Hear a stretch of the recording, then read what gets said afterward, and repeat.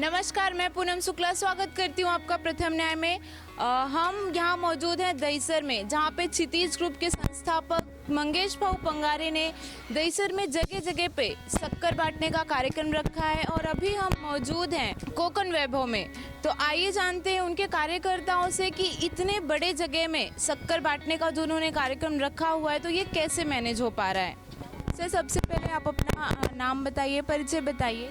सबसे पहले तो मैं आप सभी लोगों को गुड मॉर्निंग बोलता हूं और सभी लोगों को बाल दिवस की बधाई देता हूं। भाऊ के आशीर्वाद से आज यहां पर कोकण वैभव चाल कमेटी में, उसके साथ यहां पर करीब 9 कमेटियां और हैं जिनके यहां के जो लोग हैं सभी लोग इस शक्कर वाटप के कार्यक्रम में हिस्सा लिए हैं। सभी लोगों को शक्कर मिल रहा है, सभी लोग प्रेम से पॉजिटिव तरीके से आ रहे हैं, शक्कर लेके जा रहे हैं। ये हमारे लिए बहुत बड़ी उपलब्धि है। मंगेश भाऊ ऐसे ही हमारे बीच रहें, इसी तरह से समाज सेवा का कार्य करते रहें और हम लोग भी उनके साथ हमेशा हैं, दिन रात एक करके कंधे से कंधा मिलाकर। भाऊ एक कदम चलेंगे तो हम लोग 100 कदम चलने के लिए तैयार हैं। मंगेश भाऊ आगे बढ़ो, हम तुम्हारे साथ हैं। तो जो इतना बड़ा ये कार्यक्रम रखा गया है, लोगों को किस तरह से बांटा जा रहा है, क्या सिस्टम है, कूपन सिस्टम है या क्या लाना पड़ता है उनको कि ये सारी चीज़ें मिल रही हैं? माझं नाव अनिल आत्माराम राऊत। मी इकडून जवळजवळ 50 ते 100 कूपन लोकांना वोटिंग कार्ड घेऊन सगळ्यांना उपलब्ध करून दिले आहे आणि त्याचं वाटप आज चालू आहे। त्याच्यानंतर आम्ही इकडे जवळजवळ एक 200 माणसांचा आता जो इथे चालूच आहेच। त्याच्यानंतर आणखी यांच्या प्रतिसाद पुढे भेटेल भाऊंना, ही त्यांची विनंती। सगळ्यांना प्रतिसाद न भांडा करता आम्ही सगळ्यांना व्यवस्थित सगळ्यांना साखर वाटप करू।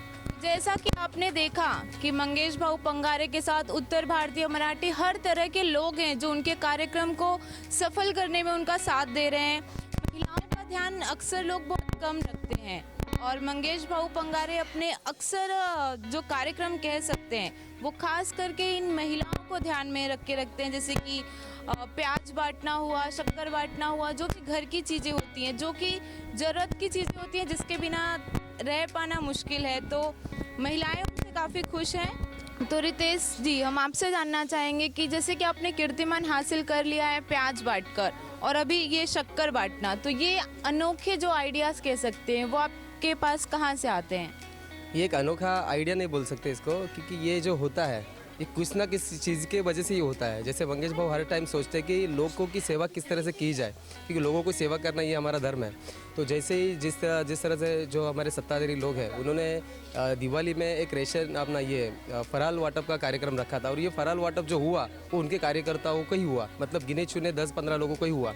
तो लोगों को बताते हैं कि हम आपके लिए कुछ ना कुछ तो बांट रहे हैं, बट लोगों तक वो पहुंचता नहीं है। तो लोगों में कुछ तो नाराज़गी दिखाई दिया और भाऊ ने सोचा कि ये इतने सारे लोग नाराज़ नहीं होने चाहिए, तो उनके लिए हमें कुछ ना कुछ तो करना ही है। और इसी के तौर पर उन्होंने सोचा कि हम लोग सबका मुँह शक्कर से गोड करेंगे और इसी तौर पर उन्होंने आज तकरीबन 11,000 पार, मतलब 11,080 घरों में आज शक्कर वाटप का कार्यक्रम आज पूरे हमारे प्रभाग क्रमांक 4 में हो रहा है।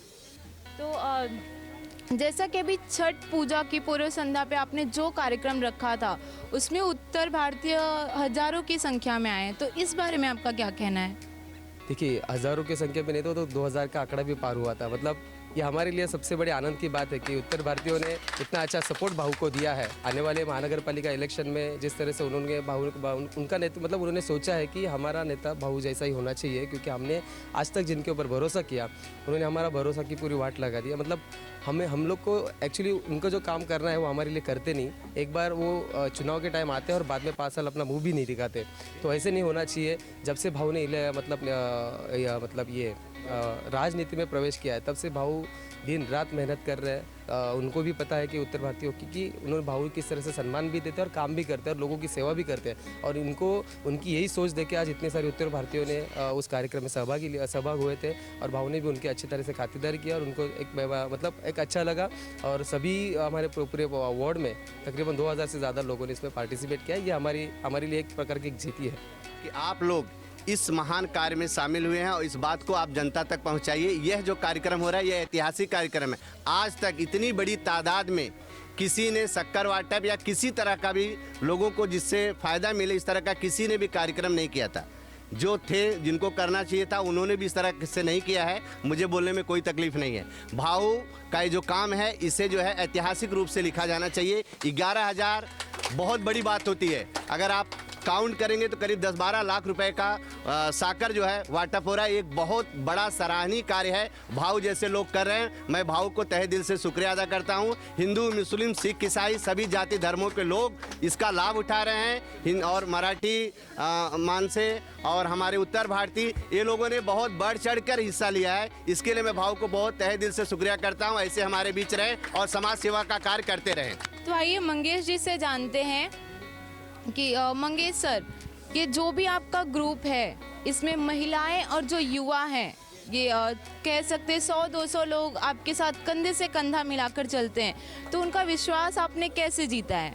नहीं, आपको पता है कि काफ़ी सालों से सिटी ग्रुप अपने विभाग में कार्य कर रहा है। इसके मुताबिक काफ़ी यंग लोग हैं, महिला वर्ग काफ़ी सारा जुड़ा है। उनको भी अच्छा लगता है जब घर से बाहर निकल कर कुछ उन्हें एक समाज सेवा करने का मौका मिलता है। तो इसी तरह काफ़ी सारे युवा वर्ग है, महिलाएं हैं इस ग्रुप के साथ जुड़े हुए हैं। जो आगामी मनपा चुनाव हैं उसको ध्यान में रख के ये क्वेश्चन मेरा आपसे है कि वार्ड में आपकी क्या प्राथमिकता रहेगी? काम के नज़रिए से आप क्या सबसे पहले करना चाहेंगे अगर चुनकर आते हैं तो? प्राथमिकता तो काफ़ी सारी चीज़ें हैं जो वार्ड में होनी चाहिए जो आज तक हुई नहीं है। तो प्राथमिकता देखी जाए तो हर कोई मतलब पानी की समस्या हो या फिर घर लोग बांधते हैं उनकी समस्या हो, ऐसे बहुत सारे समस्या है। लोगों काफ़ी सालों से उससे जूझ रहे हैं। तो कहीं एक समस्या यहाँ पे नहीं है, काफ़ी सारी समस्या है। हर समस्या के लिए हम लोग प्राथमिकता देना चाहते हैं। तो जैसा कि आपने देखा कि जनता भी अब जान चुकी है कि आश्वासन से काम नहीं चलेगा। जो यहाँ पे नगर सेवक रहते हैं उनके आश्वासन से जनता थक चुकी है। अब वो भी उनको ही चुनना चाहती है जो उनके लिए बिना कुछ बने काम कर रहे हैं, समाज सेवा के हिसाब से काम कर रहे हैं। तो उनको भी पता है कि अगर वो चुनकर आएंगे तो उनके लिए वो कितना कुछ कर सकते हैं। आज के लिए बस इतना ही। मैं पूनम शुक्ला, कैमरामैन रफीक खान के साथ प्रथम न्याय।